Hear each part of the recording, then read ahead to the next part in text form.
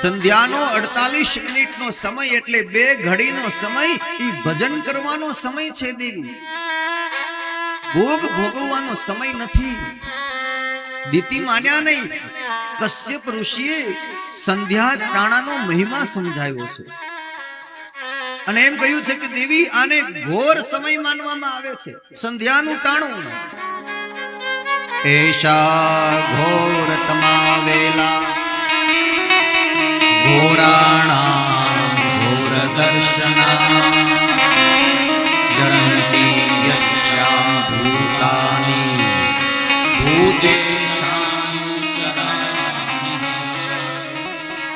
એશા ઘોર તમાવેલા. આ સંધ્યા સમયના 3 દોષ બતાડ્યા છે. એક સંધ્યા સમયે ઘોર વેળા, બીજું સંધ્યા સમયે ઘોર દર્શન અને ત્રીજું સંધ્યાના સમયે ભૂત ગણોનું ગગન મંડળમાં વિચરણ.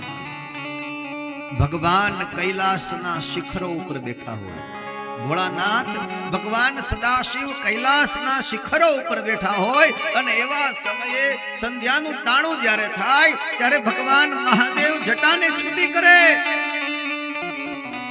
અને એક જટામાંથી ભસ્મ ઉડતું હોય અને જાણે ચારે બાજુ ધુમાડાનું વાતાવરણ થઈ ગયું હોય એમ ચારે બાજુ ઘોર દર્શન થવા લાગે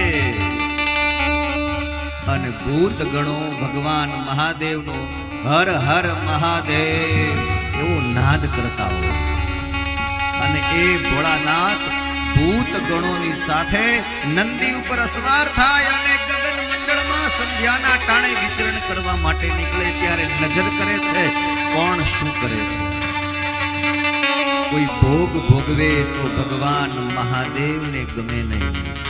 સંધ્યાનું ટાણું ભજન કરવાનું છે કારણ કે સૂર્ય અસ્ત તરફ ગતિ કરી રહ્યો હોય, ચંદ્રનું અંજવાળું પણ આછું છે, સૂર્યનું અંજવાળું પણ આછું છે અને એ સમયે પ્રાણ ગભરાય છે. તમે સાંભળ્યું હશે સંધ્યા ટાણું થાય ને મારો જીવ ગભરાય. સંધ્યા ટાણું થાય કારણ એ છે શરીરમાં મંત્રની જરૂર છે.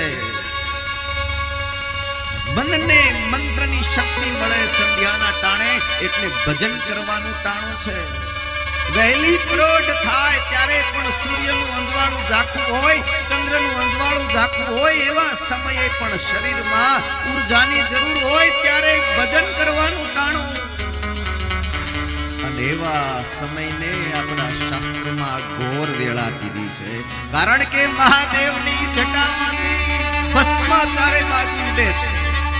ભૂત ગણોની ટોળી એની સાથે છે. નંદી પર ભગવાન સવાર થયા છે અને ભગવાને ખોપડીઓની માળા પહેરી, રુદ્રાક્ષના બેરખા છે, નાગણીઓના કુંડળ છે, હાથમાં ત્રિશૂલ છે. એવા ભગવાન ભોલેનાથ સંધ્યાના ટાણે ભૂત ગણો સાથે વિચરણ કરવા નીકળે અને એવા ટાણે જો કોઈ ભોગ ભોગવે તો ભગવાન મહાદેવના ગણો એને દંડ કરે. સંધ્યાના ટાણે ભોજન ન કરાય, શરીર રોગિષ્ટ બની જાય. સંધ્યાના ટાણે ભોગ ભોગવે તો અધમ સંતાનોનો જન્મ થાય. સંધ્યાના ટાણે ઘરમાંથી ઝાડુ ન કઢાય. સંધ્યાના ટાણે ઘરની સ્ત્રી લક્ષ્મી કહેવાય, કોઈના ઘેર જવાય નહીં. સંધ્યાના ટાણે વિદ્યાર્થી થોડી વાર સમય 48 મિનિટ 2 ઘડી અભ્યાસ છોડીને મંત્ર જપ કરે.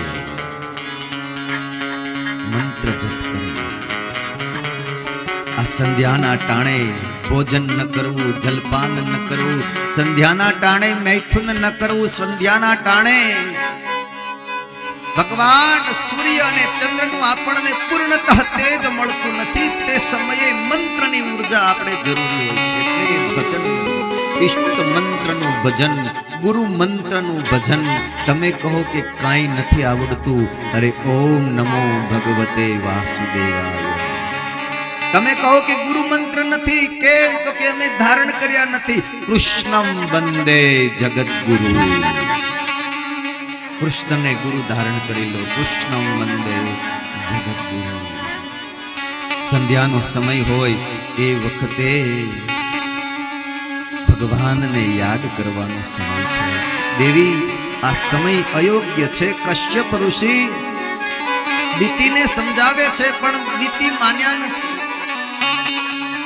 અને આખરે કશ્યપજીને એમ લાગ્યું કે આખરે એ મારા પત્ની છે અને હું એની ઈચ્છા પૂર્ણ નહીં કરું તો એક પતિ ધર્મ લાજે. એટલે દીતિની ઈચ્છા પૂર્ણ કરી સ્નાનાદિક કર્મથી પરવાર્યા અને પાછા સંધ્યા વંદન જપ તપ કરવા માટે બેસી ગયા.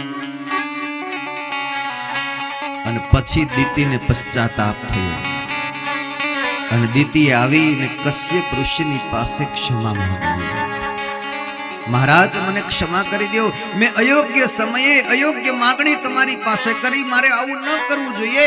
આ સંધ્યાના ટાણે યજ્ઞ કરવાનો, સંધ્યા પૂજન કરવાનો સમય હતો ને મેં ભોગ ભોગવવાની માગણી કરી. મહારાજ ક્ષમા કરો, ક્ષમા કરો, ક્ષમા કરો. કશ્યપ ઋષિએ કીધું, દીતિ દેવી, તમે અપરાધ તો કર્યો છે પણ અપરાધનું ફળ પણ તમારે ભોગવવું પડશે. માટે દીતિ, તમને 2 બાળકનો જન્મ થશે અને એ 2 બાળકો અધમ રાક્ષસ થશે. જાણો, અધમ પુત્રનો તમારે ત્યાં જન્મ થશે. દીતિ ગભરાવા લાગ્યા, થરથર કંપવા લાગ્યા. અને સમયાંતરે દીતિએ ગર્ભ ધારણ કર્યો અને દીતિના ઉદરમાં 2 બાળકો આવ્યા.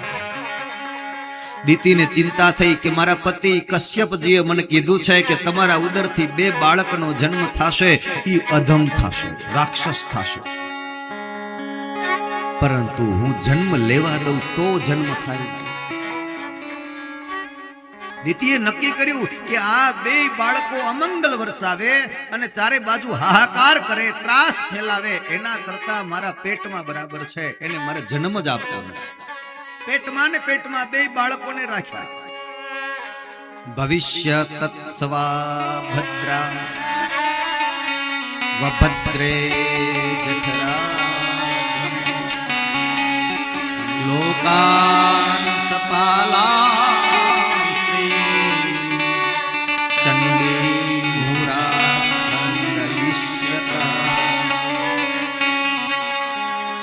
ચારે બાજુ હાહાકાર કરે, રડાવે, અત્યાચાર કરે, એના કરતા મારા પેટમાં 2 બાળકોનો ઉછેર કરો.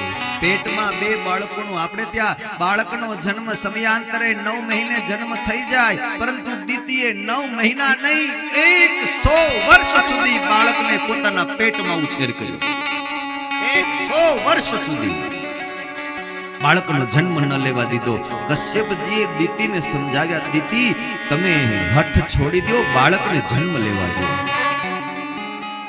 અને 2 બાળકોને જે દીતિએ જન્મ આપ્યો, એ 2 બાળક જે થયા એ રાક્ષસ થયા.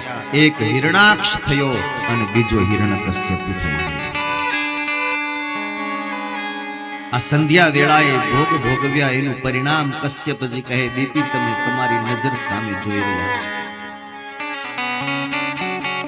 અને હિરણાક્ષનો વધ કરવા માટે ભગવાન વરાહ સ્વરૂપ ધારણ કરીને આવ્યા અને જળમાંથી ભગવાન પૃથ્વીને બહાર લાવતા હતા. ત્યારે રસ્તામાં હિરણાક્ષનો ભગવાને વધ કર્યો. અને હિરણ્યકશ્યપનો વધ કરવા માટે ભગવાન નરસિંહ પરમાત્મા પધાર્યા. એ કથા પણ આગળ આવશે.